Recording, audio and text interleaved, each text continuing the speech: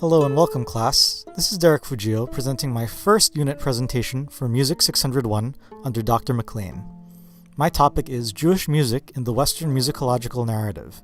In this presentation, I will explore how the somewhat esoteric subject of ancient Jewish music still continues to impact music history and music education today. As Dr. McLain mentioned earlier on the bulletin board, our textbook, A History of American Music Education, leaves much to be desired in terms of organization and scope in the early chapters of the book. That's why I was surprised to find that the first chapter of our textbook's music education history focuses on the ancient Jewish tradition. In a 1990 article in the Music Educators Journal, author Marcia Bryan Edelman states that Jewish music is not a subject ordinarily discussed in collegiate music history surveys. She notes that usually we begin by analyzing the Catholic Mass, Gregorian chant, and the birth of common practice composition in the European vein.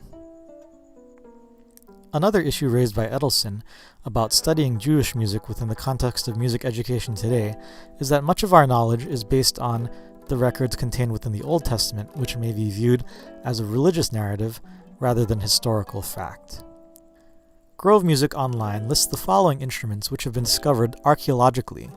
These physical findings corroborate the information provided in the Old Testament, correlating with instrument descriptions and approximate ages of use. Grove Music raises concerns with biblical musical references that are not supported by archaeological findings. For example, the Bible quotes the supernatural force of the sound of the shofar, the therapeutic powers of the kinnor, the prophylactic functions of the pa'amonim, music as a means of stimulating prophecy and ecstatic states. These ideas correlate with the Greek idea of ethos, whereby music has the power to influence the physical and emotional states of humans. Furthermore, the Bible referenced the role of music as a central part of the rite of worship within the temple. But on the other hand, it also cited music as a customary feature of daily life for all people. While there was little archaeological evidence to support some of these assertions during that time, we shall see in the next couple of slides how the lineage and descendants of these practices remain today throughout Jewish music. One musical innovation created by the Jews in ancient times is cantillation. This was a process by which symbols were added to an existing Hebrew text that informed the reader how to sing such a verse. The symbols did not correlate to pitches per se, but told the singer when to stop, how to phrase, and how to attach certain melodies and whether the general phrase of the shape went up or down. Compare this to the Gregorian neumes, which were attached to text in Central Europe.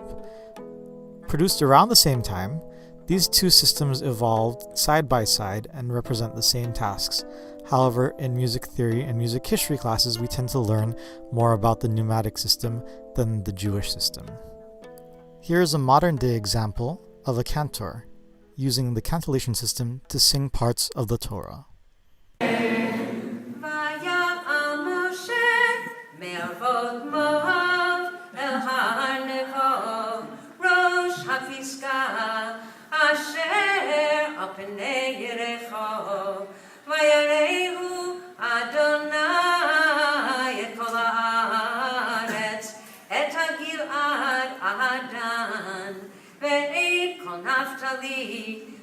בארץ אפרים ומנשה ואת כל ארץ יהודה עד הים האחרון.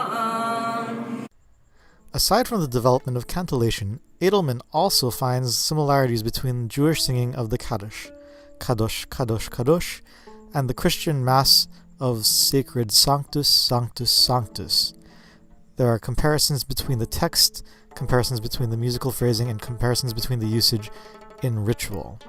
She also notes that Christian liturgical singing owes much of its growth and much of its form to that of the Jewish group singing, rather than, or also in addition to, the roots in Greek Orthodoxy. She cites the book Eric Werner's Sacred Bridge, which is also listed in A History of American Music Education, as a wonderful source that lists the similarities and connections between the Jewish and Christian musical histories.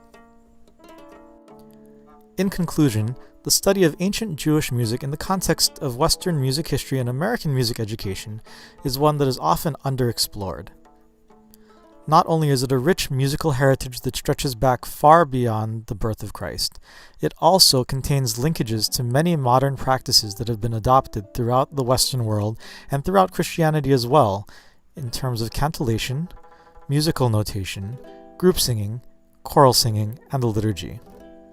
I am thankful that the authors of A History of American Music Education chose to begin their book with this chapter, an unusual choice to be sure, but I am very thankful that I had the opportunity to think about these issues, and I hope that many future music educators will take them into consideration as well, as they broaden their musical and historical perspectives for a truly multicultural view of music education history.